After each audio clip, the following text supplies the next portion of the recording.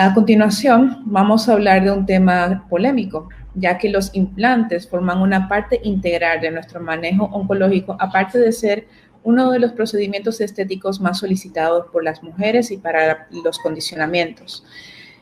En el siguiente tema vamos a tener al doctor Miguel Oller, de República Dominicana. El doctor Oller es cirujano mastólogo, encargado de la Clínica de Mastología del Servicio de Gineconcología del Hospital Maternidad Nuestra Señora de la Altagracia, es cirujano mastólogo de la Clínica Abreu y miembro activo del Colegio Dominicano de Cirujanos. Es miembro fundador de la Sociedad Dominicana de Hematología y Oncología y es el director de la Escuela de la Federación Latinoamericana de Mastología. Doctor, el escenario es suyo.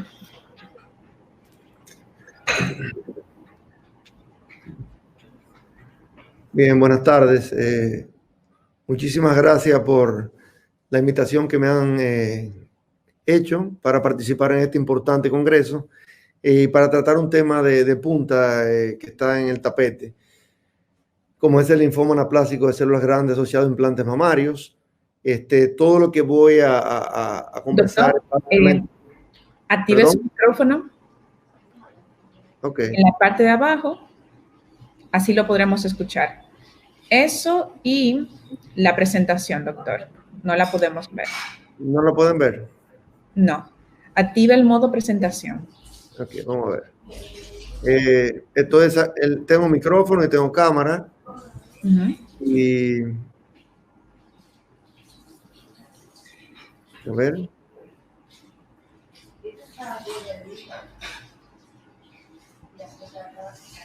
Tiene que volver a compartir la pantalla. Abajo, deje en su computadora abierta la presentación. Ahí está compartida. ¿Ve la presentación? Sí. ¿Abre la presentación? Ok.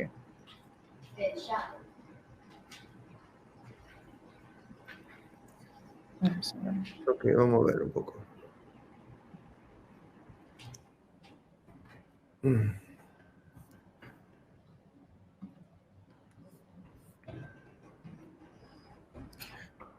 Ustedes no la pueden abrir la presentación porque yo solamente tenía que darle a play. Habíamos quedado en eso, ¿no? Sí, usted tiene que darle abajo a Share Screen. Ok, ahí le di. Vamos a ver.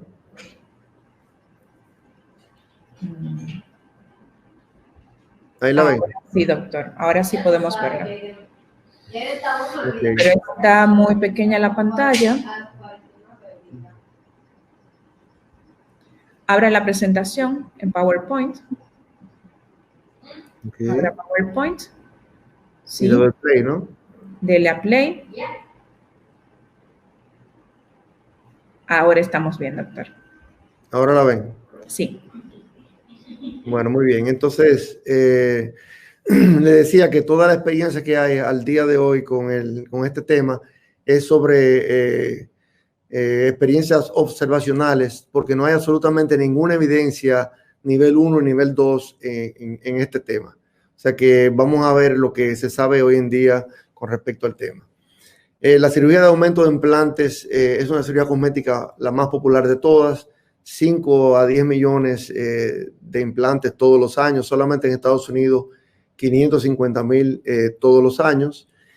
El linfoma primario de la mama es un tumor poco frecuente, menos del 0,5% de los casos de tumores en la mama, y se define como un linfoma detectado en tejido mamario, que no tiene que ver nada con lo que vamos a hablar ahora, con ausencia de diagnóstico previo del linfoma en otras partes del cuerpo. Afecta generalmente a mujeres de edad avanzada, menos frecuencia en jóvenes, y suele debutar con nódulos mamarios. El pronóstico depende fundamentalmente del subtipo histológico. Pero hay otro linfoma, que es el que nos compete, que tiene que ver específicamente con la presencia de implantes mamarios, y es el tema que vamos a tratar ahora. El primer caso de este tipo de linfoma, VLCL, como se reconoce, fue en 1997 en una mujer de 41 años con una masa incluida en la cápsula de la prótesis con motivos estéticos. Ese caso se describió en ese año. En el 2011 es la primera vez que la FDA levanta una voz de alarma para identificar una posible asociación entre el implante mamario y el desarrollo del linfoma anaplásico. En ese momento había 63 casos en el mundo reportados sobre aproximadamente 10 millones de mujeres que estaban implantadas. Ya en el 2016, la Organización Mundial de la Salud define ya el linfoma anaplásico de células grandes asociado a implantes mamarios como un linfoma de células T. Y en el año 2019, pues obviamente lo que pasó fue que la marca Allergan de implantes retiró todos los implantes BioCell del mercado porque se habían reportado unos 573 casos de ese tipo de linfoma y 33 muertos asociados a la enfermedad. La estadística del linfoma anaplásico es un poco difícil porque faltan datos globales de acuerdo a qué tantos implantes se están vendiendo y no se reportan tampoco debidamente los casos que se van presentando, de manera que es un poco confuso el número de casos en el mundo que hay. Hay que tener en cuenta que no es un cáncer de mama, absolutamente no es un cáncer de mama, es un cáncer que se forma fundamentalmente dentro de la cápsula del implante y no tiene nada que ver con el tejido mamario, es una enfermedad hematológica asociada al implante. Con relación al tipo de implante, sabemos que los implantes de superficie texturizada son los que más frecuentemente están involucrados en el proceso y hay un riesgo de 6 veces más mayor cuando se usa un implante BioCell de Allergan.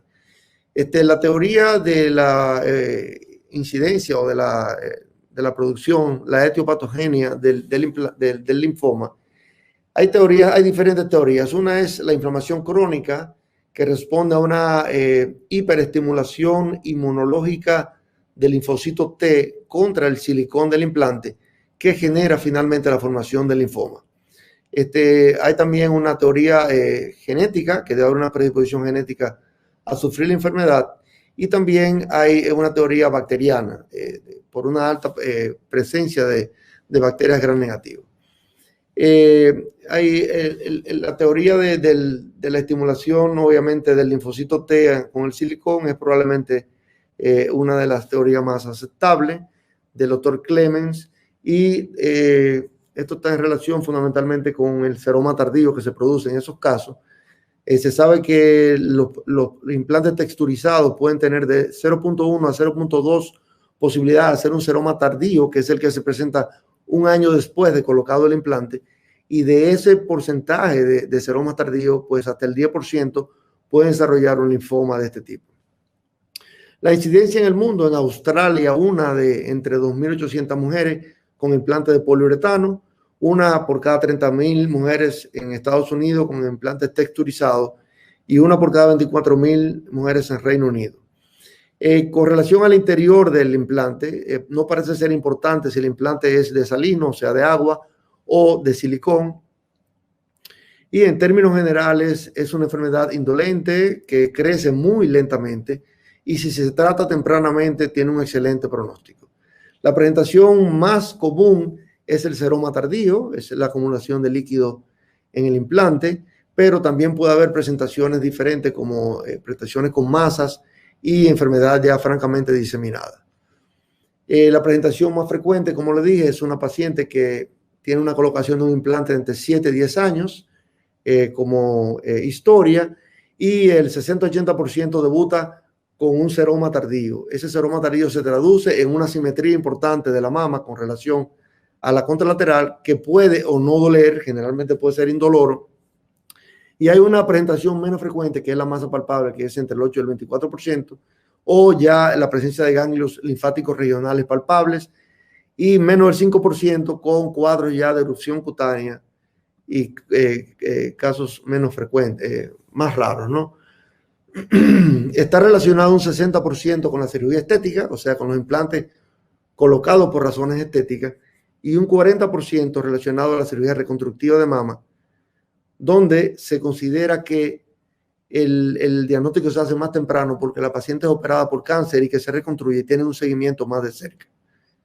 pero según la Sociedad Española de Patología Mamaria, no es una enfermedad solamente exclusiva para las mujeres, sino que hay algunos hombres ya transexuales, ellos tuvieron 3 casos de este tipo de linfoma. Entonces, las imágenes. La mamografía definitivamente no está incluida en el algoritmo de estudio imagenológico, aunque a veces es el primer estudio que alerta al radiólogo para sospechar la enfermedad. Como ustedes pueden ver, la enfermedad se inicia en la pared interna de la cápsula, donde las células empiezan a flotar en ese líquido protésico, y es el primer signo fundamentalmente y donde encontramos la mayor cantidad de los estadios. La sonografía es el estudio por excelencia que debemos pedir de entrada, porque tiene una especificidad y una sensibilidad alta, tanto para la colección de líquido como para las masas que puedan acontecer localmente. Si la sonografía no nos da toda la información que necesitamos, pues obviamente vamos a indicar una resonancia magnética donde ya tenemos información adicional con respecto al derrame o a la presentación de masas del linfoma. Hay que diferenciar el seroma tardío de lo que es un seroma, vamos a decir, fisiológico de 5 o 10 cc, que tienen casi todas las pacientes que se han puesto un implante, o seromas que están relacionados con ruptura, con infección o con traumas. O sea que hay que diferenciar básicamente eso, porque el seroma tardío relacionado con este tipo de linfoma es un seroma que acumula mucha cantidad de líquido y se considera que entre 200 y 1000 cc de líquido pueden ser acumulados frente a esta entidad. Obviamente, cuando tenemos la sospecha, se debe hacer una aspiración directamente sonodirigida de este líquido. Idealmente debe mandarse al laboratorio y estudiarse ese líquido dentro de las 4 horas luego de la punción, y debemos poner por lo menos un cc de heparina para que si el aspirado contiene sangre no se coagule. Entonces, la aspiración del líquido, obviamente, tratar de obtener más de 10 cc en la aspiración.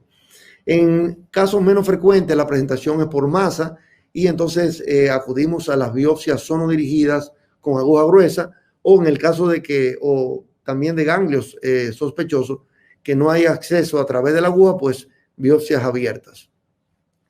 Inmediatamente solicitamos el estudio patológico de la muestra obtenida para solicitar también citometría de flujo e inmunohistoquímica.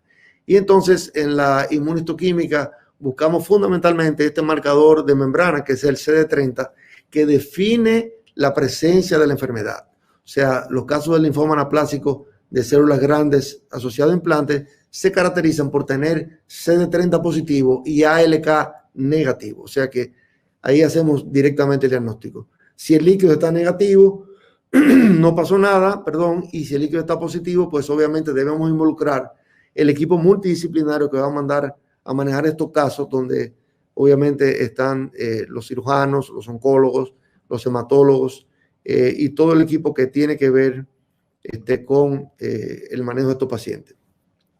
Dentro del estudio de extensión, obviamente historial médico, laboratorios, en algunos casos donde se sospecha enfermedad a distancia, una biopsia de médula ósea para distinguirlo de otros linfomas que son mucho más agresivos, sistémicos, y que obviamente tienen un tratamiento diferente. Una vez hecho el diagnóstico, el estudio por excelencia para la estadificación es el PET. O sea que debemos tener un PET donde vamos a evaluar la extensión extracapsular, si es que existe, del linfoma. La evaluación también de los ganglios regionales y también la evaluación de la metástasis a distancia si hay. Y tenemos rápidamente estadios que van desde el 1 al estadio 4.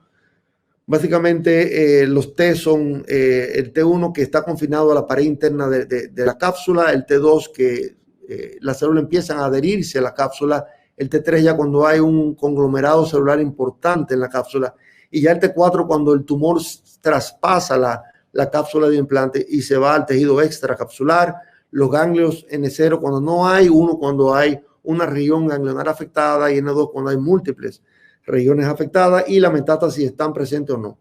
Los estadios generalmente del 1 al 2A, que son estadios tempranos y donde están más del 90% de los casos que se han diagnosticado, pues obviamente todo involucran evolución del T, pero no tienen N ni tienen M. Ya cuando a partir de 2B en adelante ya los ganglios se hacen positivos y la enfermedad se hace extracapsular y llega a ser sistémica. Como le dije anteriormente, la estadificación, el estadio 1 al 2A, está en más del 90% de los casos. El tratamiento fundamentalmente de estos estadios tempranos es quirúrgico y la cirugía consiste en una extirpación en bloque completa del implante con la cápsula que lo rodea. Si hay algún ganglio linfático llamativo o aumentado de tamaño, se puede remover, pero definitivamente es un tumor hematológico, no es un cáncer de mama, por lo que no existe ninguna necesidad de una mastectomía ni tampoco disección ganglionar, sea oncológica o de ganglio centinela. Se estima que el 4% de estos tipos de linfomas son bilaterales, por lo que si la paciente tiene un implante en la mama contralateral, debe ser tratada de igual manera. Esta es una pieza operatoria para que ustedes vean lo que es una resección en bloque que incluye el implante con la cápsula. En los casos donde la enfermedad va más allá de la cápsula y la resección quirúrgica no deja márgenes libres, pues hay un espacio para la radioterapia, y cuando ya tenemos ganglios positivos o enfermedad sistémica ya demostrable, entonces la quimioterapia tiene un rol importante donde el esquema CHOPS es el más utilizado. La tasa de supervivencia es altísima, la curación es prácticamente completa en los estadios tempranos, y en los estadios más avanzados, pues a los 3 años el 94% están vivos y a los 5 años el 91% en estas estadísticas.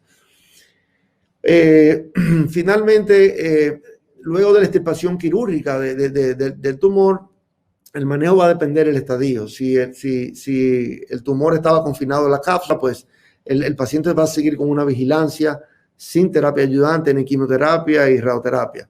Si hay un compromiso de la pared torácica, la radioterapia puede tener un rol, y si hay afección de los ganglios linfáticos regionales o enfermedad sistémica, pues la quimioterapia va a tener un rol. Algunos pacientes pudieran tener una recidiva de estos tumores, y obviamente el PET va a jugar un rol importante en la detección. ¿Cómo seguimos a estos pacientes? Cuando la enfermedad se logra resecar completamente con cirugía, simplemente la paciente se observa con sonografía o con un perfil mamario, pero cuando hay enfermedad avanzada, pues se recomiendan controles oncológicos más intensos que pueden incluir PET cada 2 años, exámenes físicos cada 3 a 6 meses, etc. Las recomendaciones para finalizar es no usar implantes mamarios ni expansores texturizados, tratar de evitarlos, no retirar los implantes. No se trata de haber una histeria colectiva, porque son muy pocos casos como para empezar a sacar los implantes en pacientes que no tienen síntomas, pero sí informar al paciente de los riesgos y los síntomas que pueden tener al presentar esta enfermedad. Estar informado es esencial. El diagnóstico a tiempo, excelente pronóstico para la paciente cuando podemos detectar y tratarlas en estadio temprano. La excisión quirúrgica es la pieza clave en todos los casos, y para enfermedad residual, radioterapia. Y obviamente las metástasis van a requerir fundamentalmente tratamiento sistémico. Muchas gracias.